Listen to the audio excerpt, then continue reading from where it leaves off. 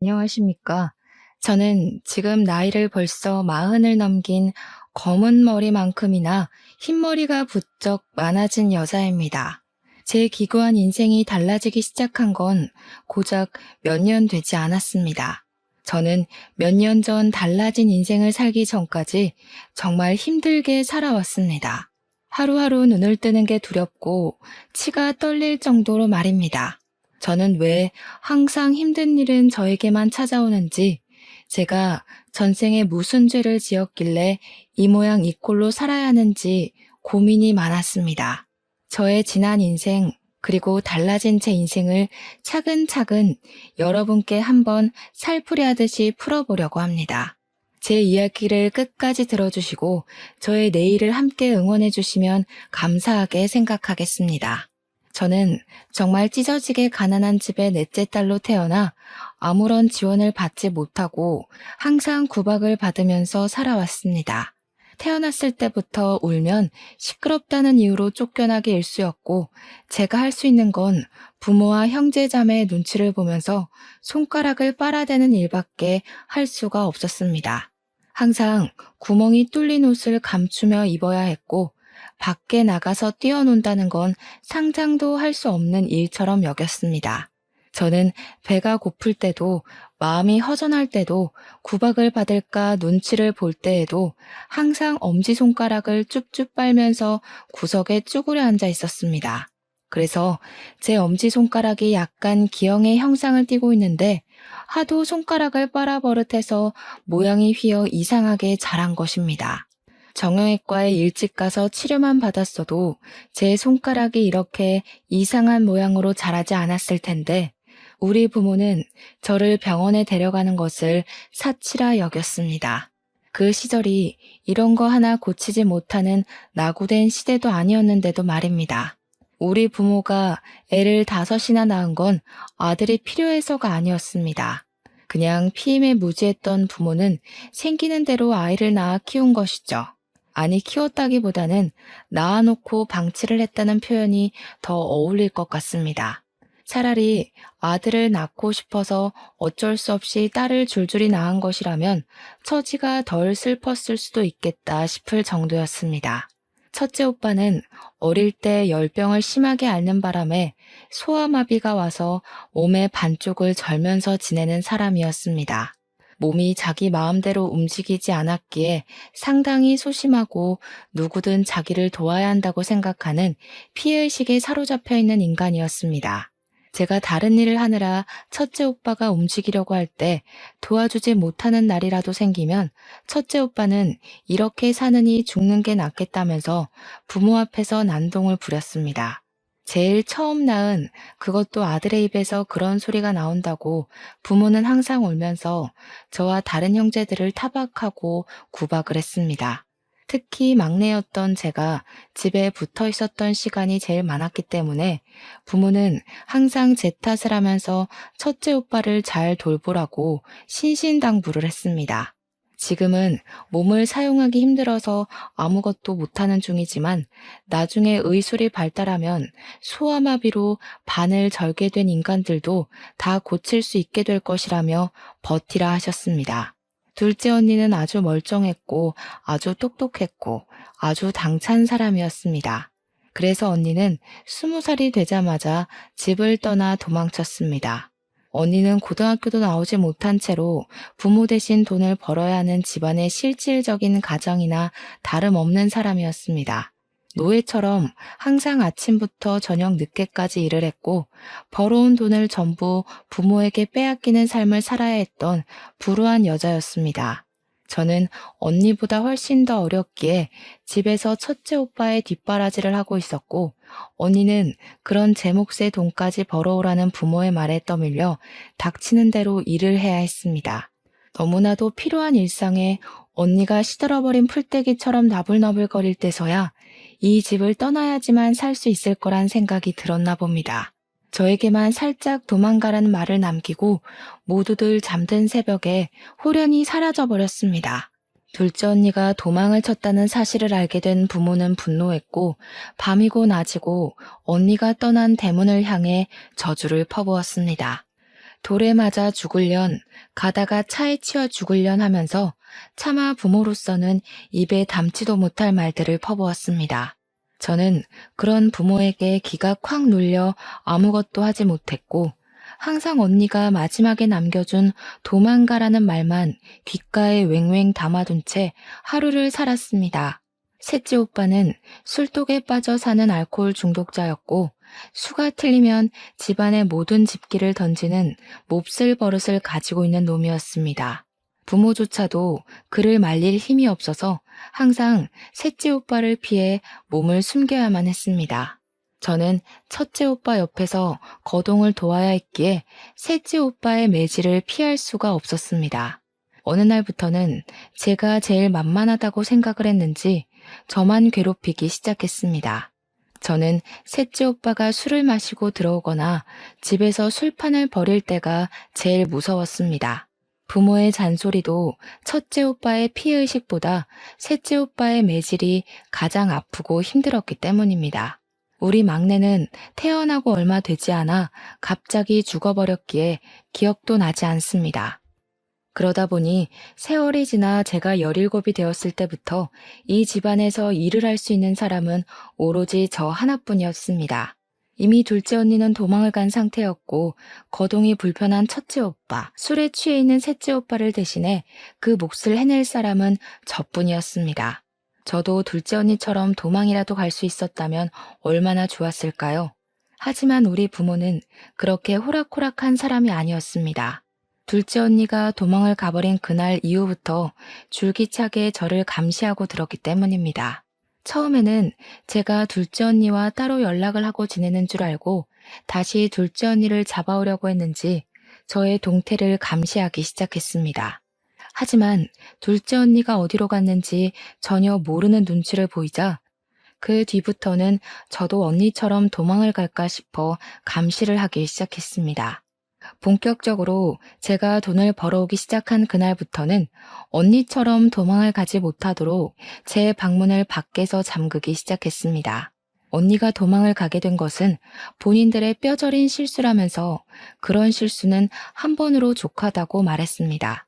저는 밤에는 화장실조차 갈 수 없었습니다. 제 방문에 밖에서 잠겨 있었기에 방문을 열 수가 없었기 때문이었습니다. 항상 제 방에는 낡은 요강이 들어있었고 야밤에 화장실이라도 가고 싶으면 그 요강을 사용해야 했습니다. 부모가 열어주지 않으면 방 밖으로 나갈 수 없었으니 아침에 일을 나가야 할 시간이 되어 문이 열리면 그제야 그 좁은 방을 탈출할 수 있었습니다. 제 방 창문에는 쇠창살까지 달려 있었습니다.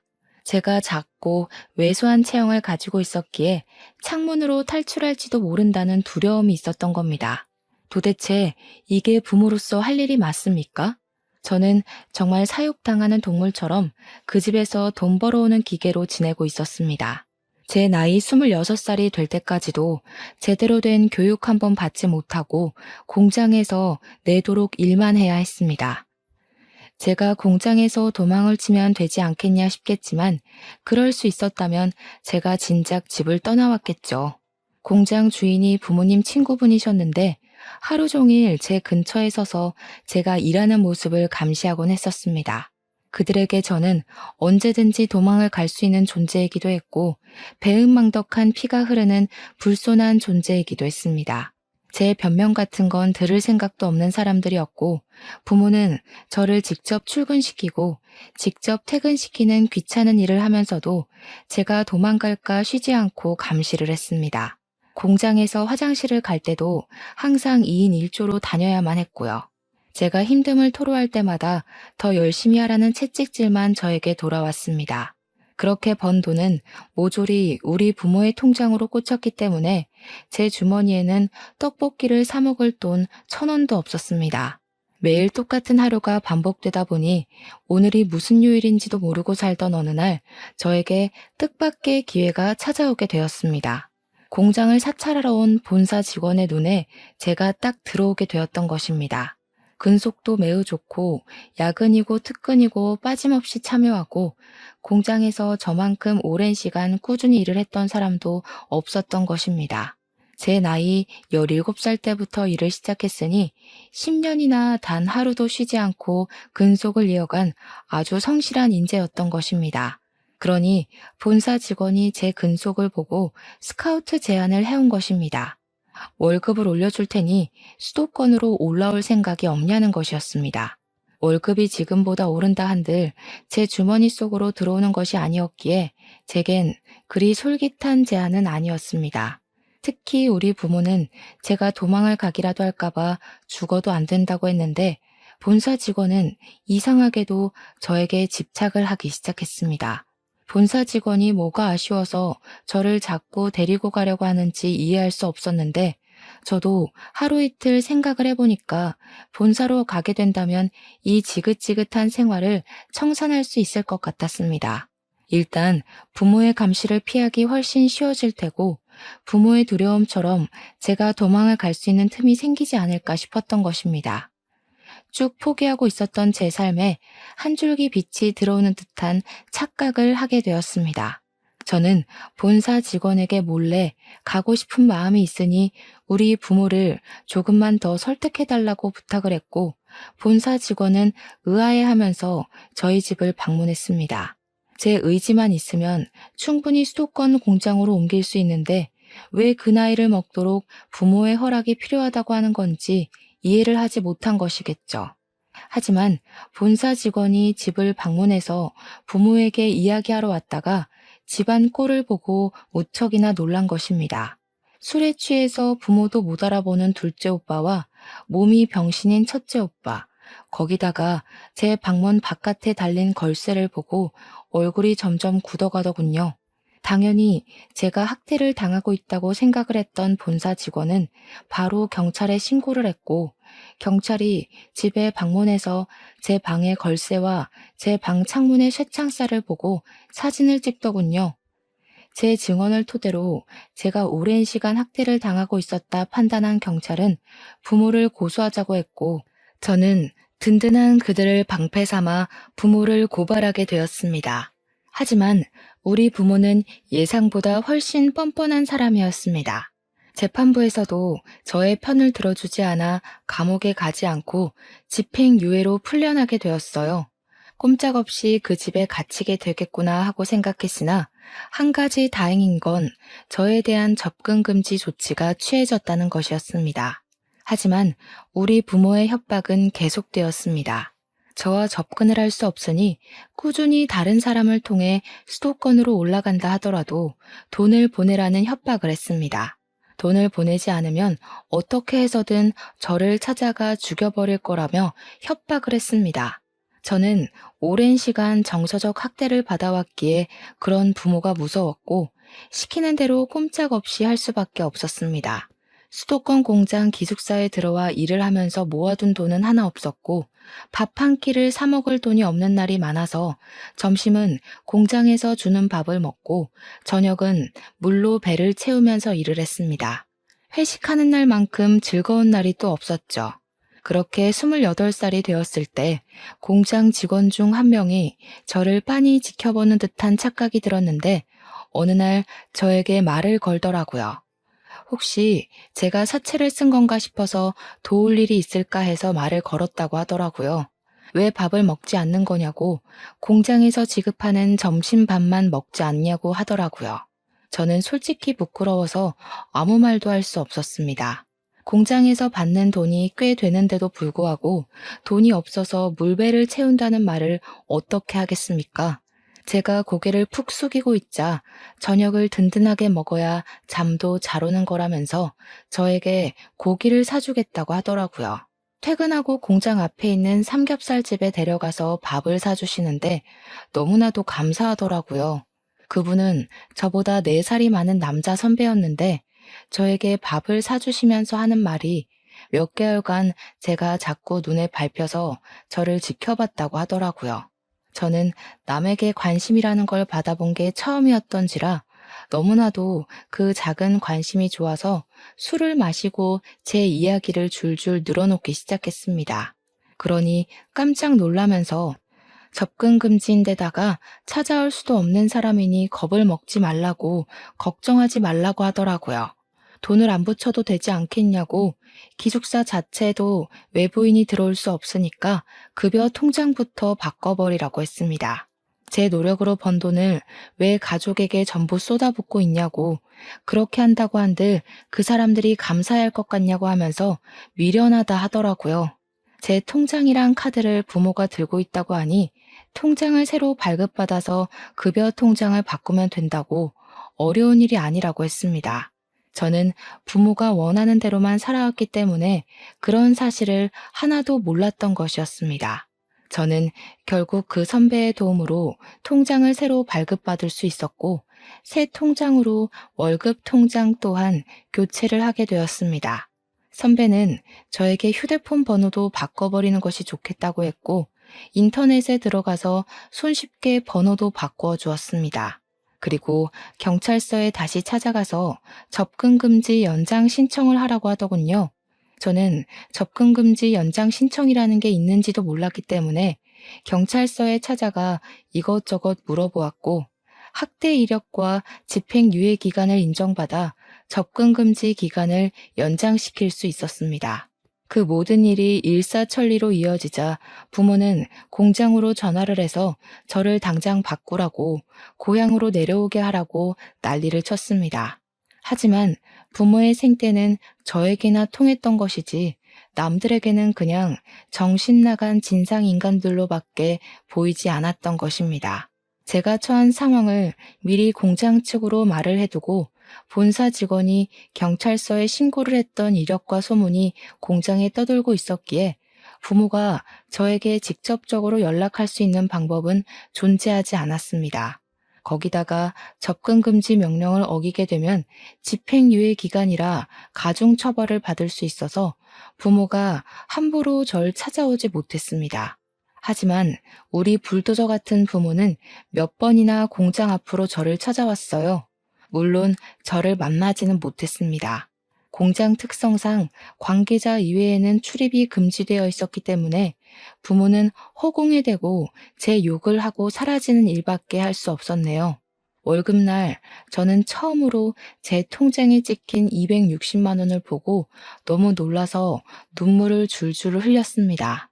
저는 그 돈을 어떻게 써야 하는지도 몰라서 그냥 제가 너무너무 먹고 싶었던 떡볶이를 사 먹었습니다. 시장에서 파는 2,000원짜리 떡볶이 말고 2인분에 12,000원이나 하는 즉석 떡볶이를 저를 도와준 선배와 함께 가서 사 먹었습니다. 선배는 저에게 참으로 힘들게 살았겠다면서 그동안 고생했다고 저의 처지를 안타까워하면서 위로도 해주었습니다. 본인은 홀어머니와 둘이 살고 있는데 자기도 참 힘들게 살았었던 과거가 있어서 제가 사채 빚에 쪼들리고 있는 줄 알았다고 했습니다. 지금은 물론 빚도 다 갚았고 홀어머니가 운영하는 식당 장사가 무척이나 잘 되고 있어서 여유 있게 살고 있긴 하지만 과거를 생각하면 치가 떨릴 정도로 힘들었다고 하더라고요. 공장에서 일한 지 오래됐죠? 네. 저 이제 12년 차예요, 벌써. 와, 엄청 동안이네. 그러면 나이가 32살? 나랑 동갑이라고요? 나보다 어리다고 하지 않았어요? 네, 저 28살이에요. 제가 공장에서 17살 때부터 일을 했거든요. 17? 학교도 안 다니고 공장에서 일을 했단 말이야? 어떻게 부모라는 탈을 쓰고 그런 기본 교육까지 못 받게 하고 돈이 뭐라고 그 어린 학생을 공장에 취직을 시켜서 이 나이 먹도록 착취를 할 수가 있어. 선배는 마치 자기 일처럼 화를 내주었고 저는 그게 고맙기도 하고 속이 시원하기도 해서 눈물이 절로 났습니다. 타인에게 받은 따뜻한 온정이라 너무 좋았어요. 저는 자연스럽게 선배와 어울려 다니기 시작하면서 선배에게 동료 그 이상의 감정을 느끼기 시작했습니다. 제가 어릴 때부터 잘 먹지 못해서 엄청 말랐었는데 선배는 제가 살이 쪄야 한다고 공장 근처에 맛집이 엄청 많은 거 알고 있냐며 물어보시더라고요. 사실 저는 뭘 먹어도 너무너무 맛있었거든요. 그래서 맛집을 잘 모른다고 하니까 저를 데리고 이 집 저 집 다니면서 맛있는 걸 찾아 먹여주기 시작했습니다. 세상에 어디서도 못 본 맛있는 음식들이 너무 많더라고요. 저는 살도 점차 오르기 시작했고 얼굴 때깔도 고와지기 시작했습니다.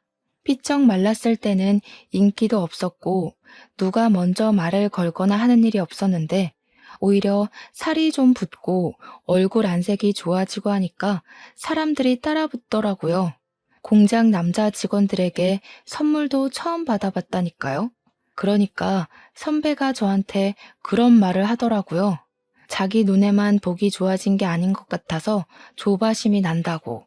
자기랑 연애 한번 해보자고요. 주말마다 만났는데 그게 데이트였다는 건 알고 있냐고 하면서 앞으로도 자기랑만 데이트하자고 하는데 부끄럽지만 참 좋더라고요.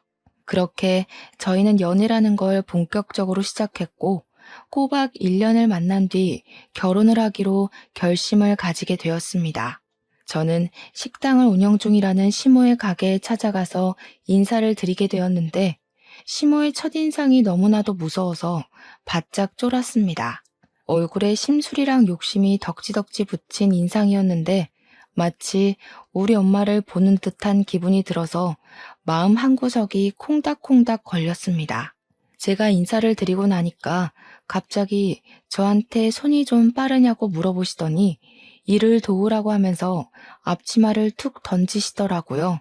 제가 늘 집에서 학습이 되었던 복종 반응이 있었기 때문에 아무렇지 않게 앞치마를 맸습니다.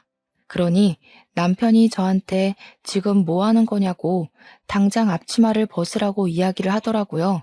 시모를 향해서 인사를 드리러 온 거지 일하러 온 게 아니라면서 딱딱하게 얼굴을 굳히고 이야기를 했습니다.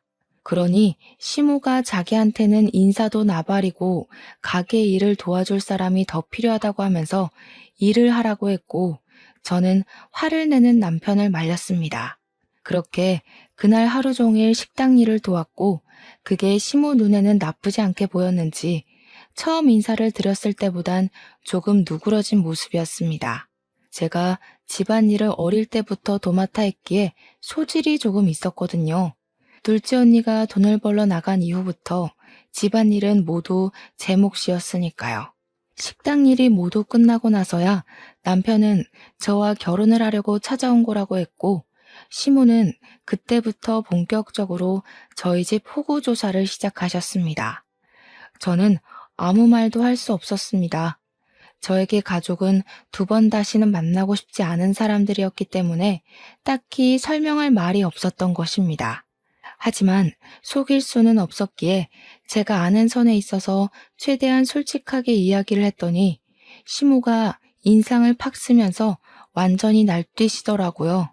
이 결혼은 절대 반대라고 빠져도 너무 빠지는 집 처자를 데리고 온 거 아니냐면서 자기 눈에 흙 들어가기 전까지 안 된다고 면전에 대놓고 말씀을 하시더라고요.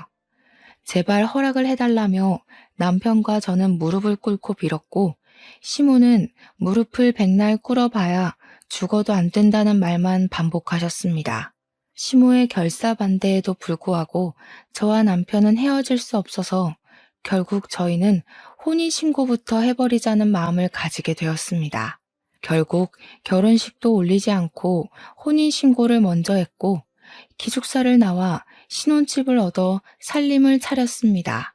당연히 이야기를 전해들은 시모는 머리를 싸매고 누웠고 저희 신혼집을 찾아와 세간 살림을 다 뒤집어 엎으면서 화를 내셨습니다. 지금이라도 혼인신고 취소하고 엄마가 골라주는 여자 만나서 장가가라고. 하필이면 만나도 저런 불행덩어리를 만나. 시모의 말에 상처를 받았지만 저는 포기하지 않고 시모에게 잘 보이고 싶어서 열심히 노력을 했습니다. 시모의 음식점 장사가 엄청나게 잘 되고 있었기 때문에 항상 일손이 부족했거든요.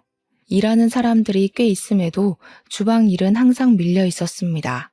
그래서 저는 일부러 주말에 공장을 쉴 때마다 시모의 가게에 찾아가서 일을 하기 시작했습니다.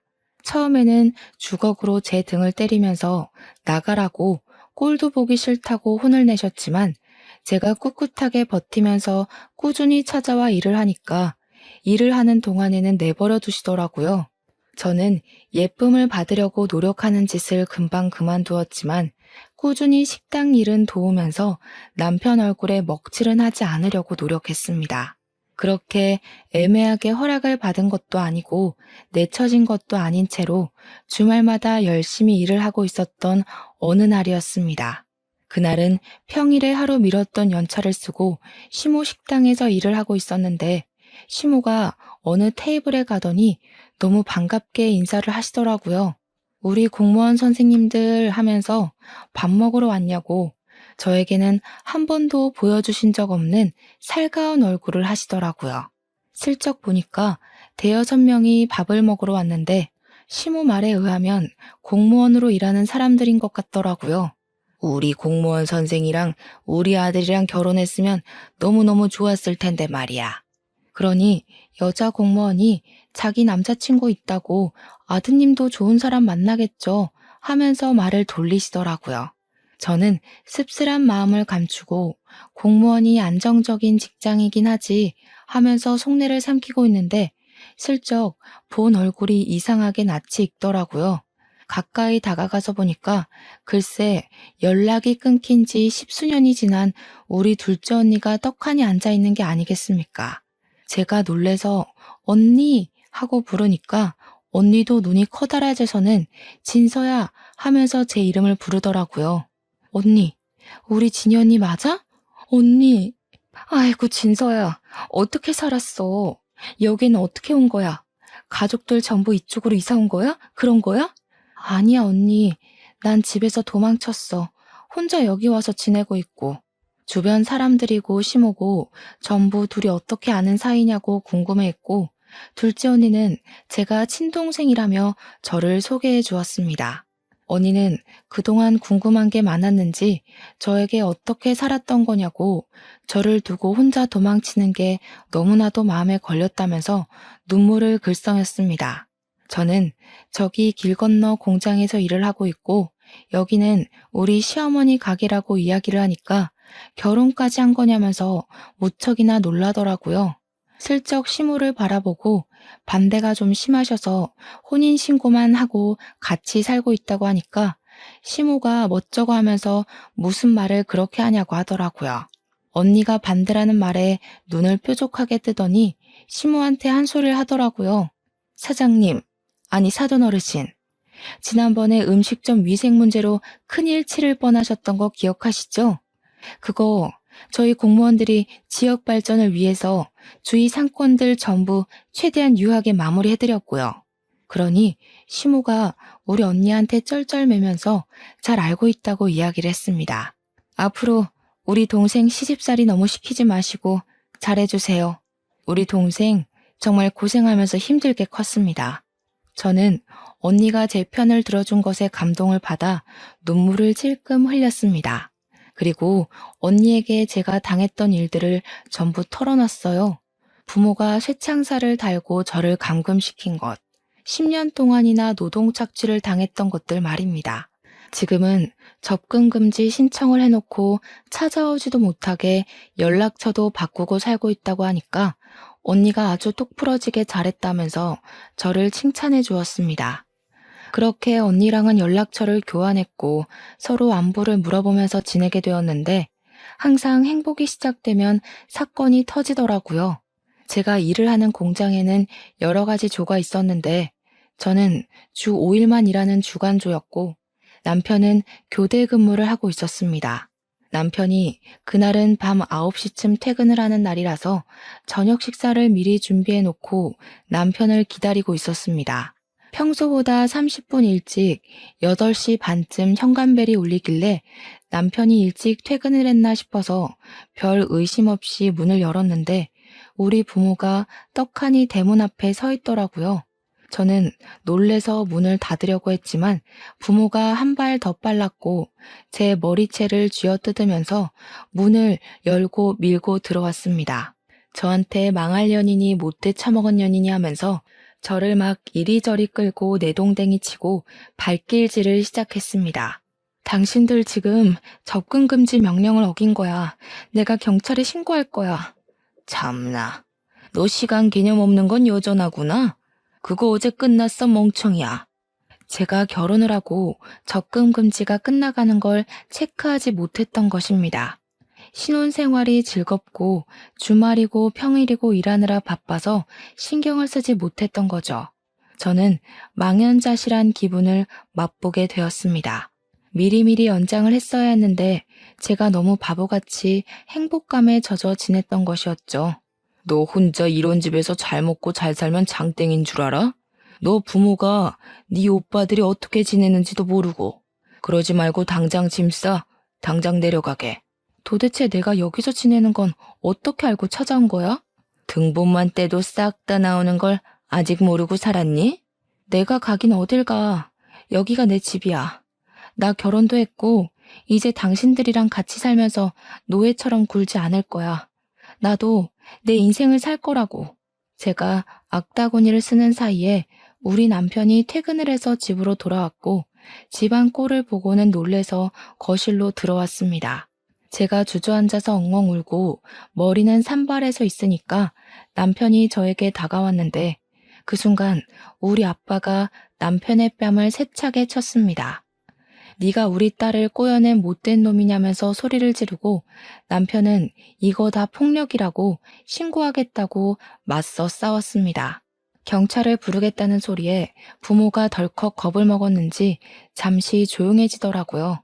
자기들이 한 일이 불법적인 일이라는 걸 잘 알고 있는지 말로 하자고 하더니 남편과 저에게 무리한 요구를 시작했습니다. 우리도 돈만 꼬박꼬박 보내주면 이럴 일 없어.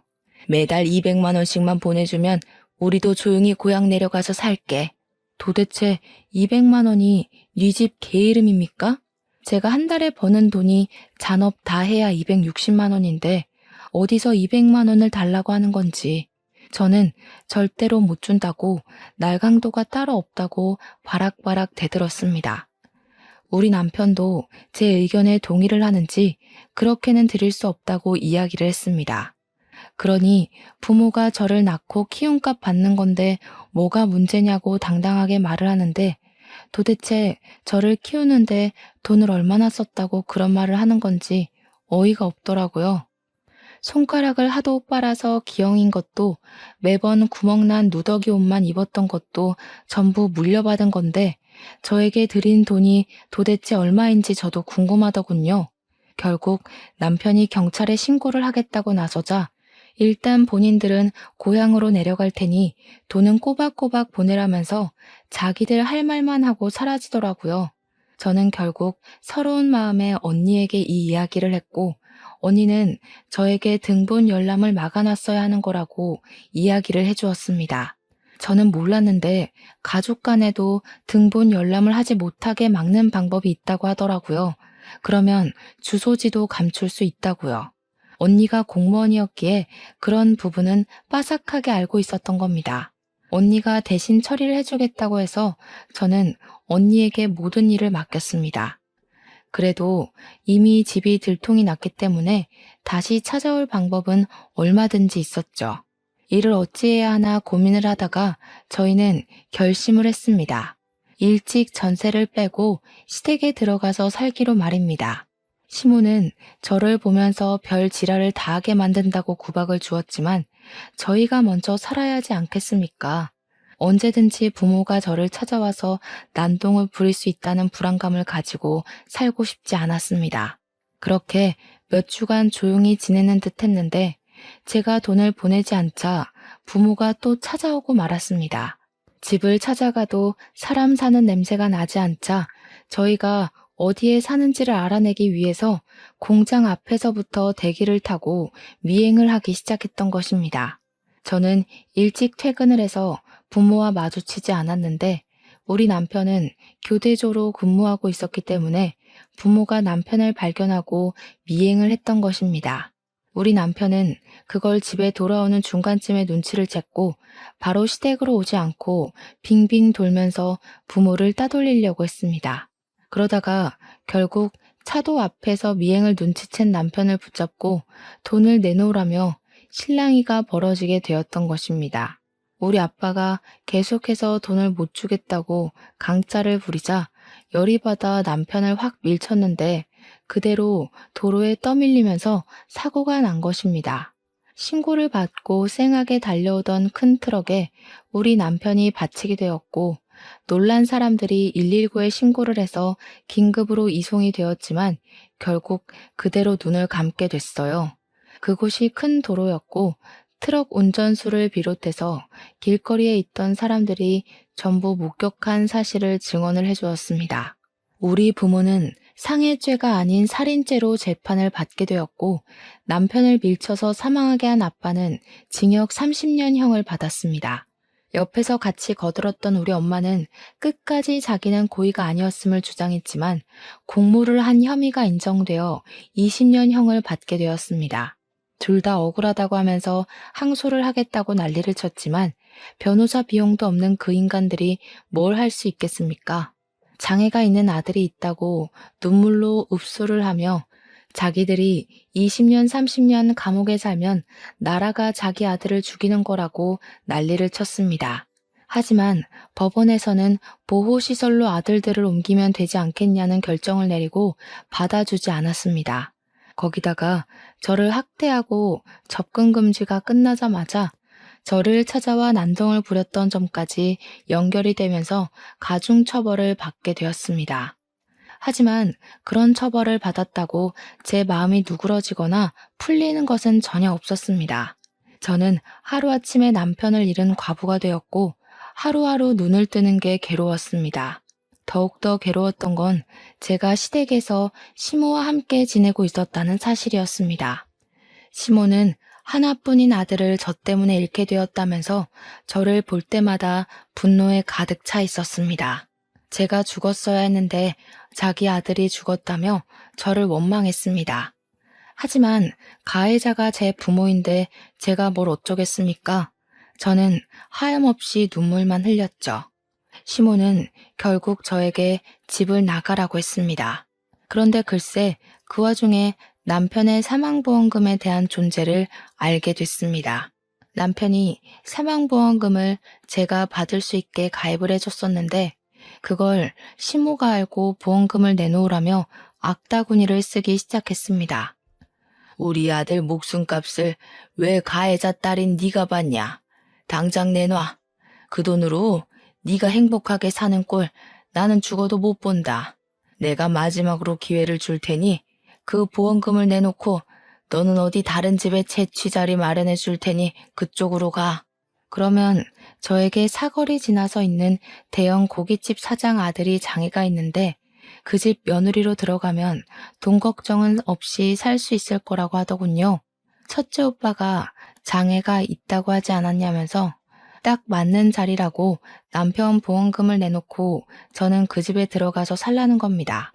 시모가 도대체 무슨 자격으로 저에게 이런 요구를 하는지 어이가 없어서 죽어도 싫다고 하자 그러면 보험금 내놓고 자기 집에서도 나가라고 했습니다. 어머님은 돈도 많으시면서 도대체 남편이 저에게 남겨준 보험금을 탐내시는 거예요? 애초에 난 네가 마음에 들지 않았다. 어느 한 구석도 눈에 차는 곳이 없었어. 우리 아들 목숨값으로 네가 먹고 놀고 하는 거 생각하면 기분이 더러워서 자다가도 벌떡 일어난다, 내가. 그 말에 저는 그냥 시모에게 사망보험금으로 받은 1억을 줘버리고는 다시 공장 기숙사로 돌아와 일을 하기 시작했습니다.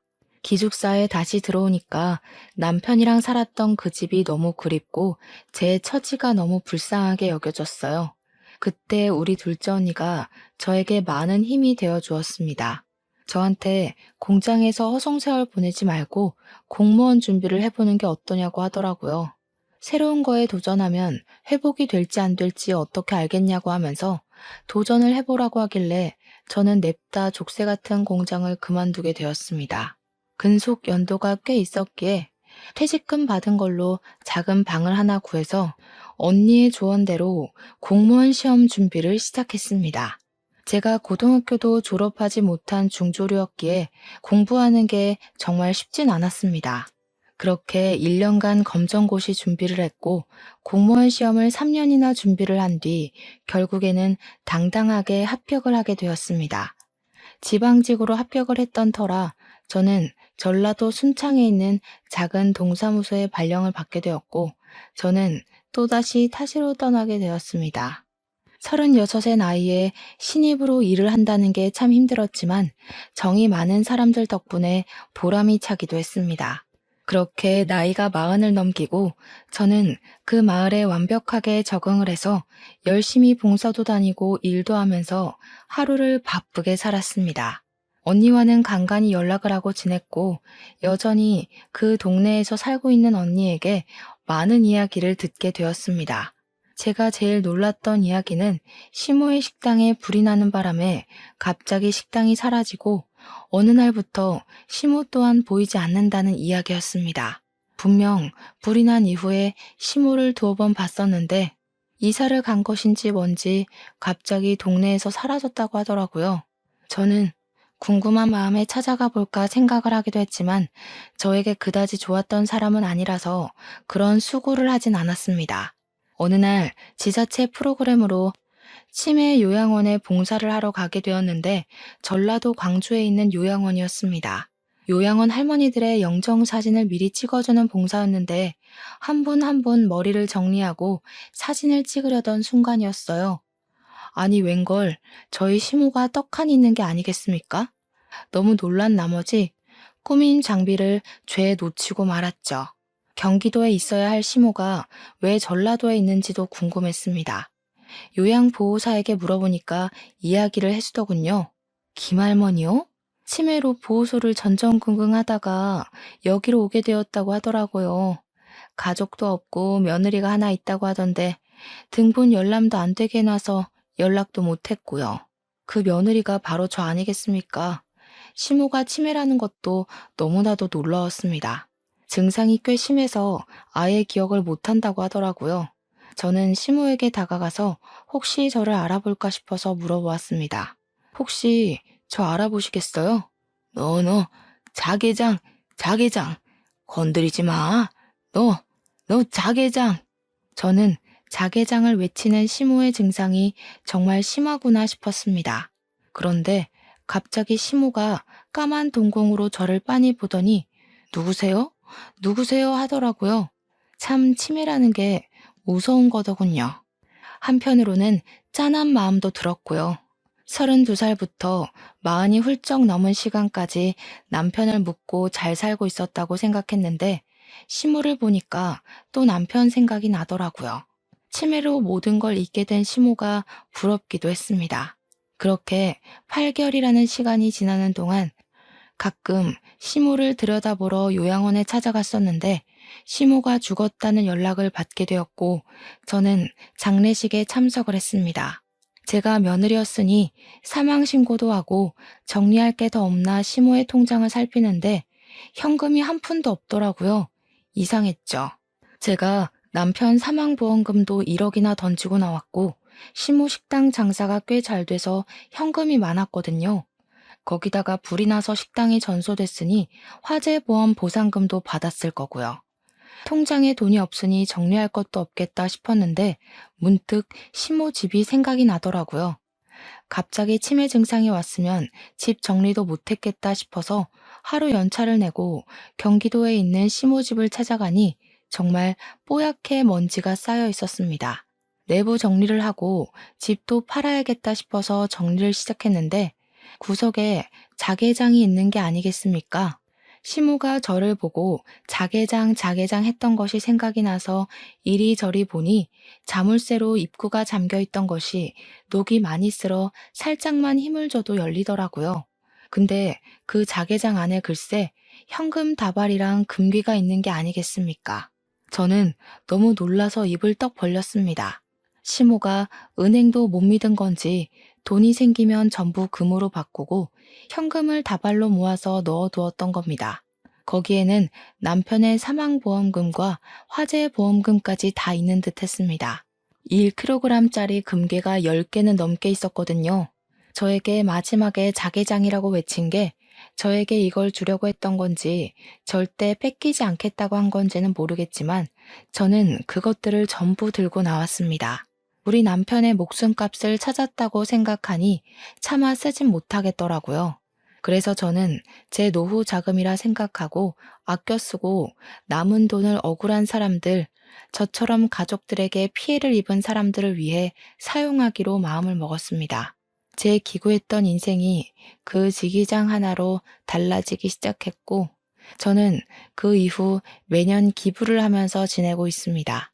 지옥과도 같았던 인생이었지만 끝은 이렇게 꽃 만개하는 봄처럼 다가왔어요. 저는 저처럼 피해를 입은 사람들에게 희망이자 용기가 되길 바라는 마음으로 진심을 다해 봉사하고 기부할 생각입니다. 여러분들도 욕심 부리지 않고 좋은 뜻으로 사람을 대하면 언젠간 봄날이 오지 않을까요? 아무튼 제 긴 사연 들어주신 여러분 정말로 감사합니다. 좋은 하루 보내세요.